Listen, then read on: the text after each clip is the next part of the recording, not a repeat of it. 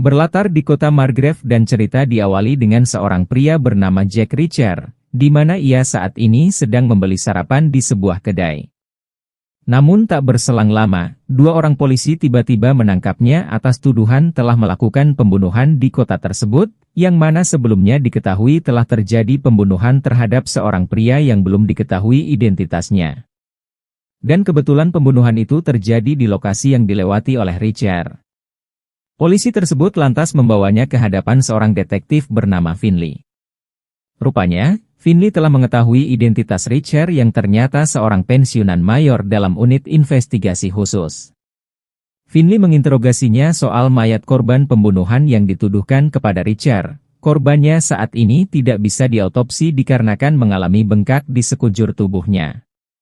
Reacher yang memang tidak merasa bersalah pun memberikan analisa mengenai peristiwa pembunuhan tersebut. Jika melihat dari kondisi korban, bisa dipastikan pelakunya sangat berpengalaman dan si pelaku sengaja menghajar tubuh korban agar sulit divisum, lalu kemudian mengambil selubung pelurunya sehingga tidak meninggalkan jejak sedikit pun. Walaupun teori tersebut cukup masuk akal, namun Reacher tetap harus ditahan sampai dirinya terbukti tidak bersalah. Two 9mm 95. You said the victim was big, so most likely. Has the knowledge and training. You plan on leaving the country? Setelah itu Finley bersama rekannya yang bernama Roscoe, mendatangi rumah Paul Hubble yang merupakan seorang bankir.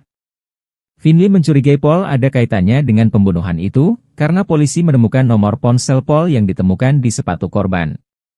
Secara mengejutkan Paul mengaku bahwa dirinya lah pelakunya, tentu saja Finley dan Roscoe dibuat keheranan atas pengakuan tersebut. Tapi di balik pengakuan itu rupanya dilakukan oleh Paul saat melihat sebuah mobil hitam di kejauhan yang mungkin saja ada orang yang mengancamnya. Finley kemudian mengirim Paul ke dalam tahanan bersamaan dengan Reacher. Setibanya mereka berdua langsung dibawa ke dalam sel sementara oleh seorang petugas bernama Spivey. Keesokannya, Reacher dibuat terkejut saat mengetahui dirinya bukan berada di sel sementara, melainkan berada di sel umum. Tak lama kemudian ia didatangi beberapa napi lain yang berniat mengusik mereka.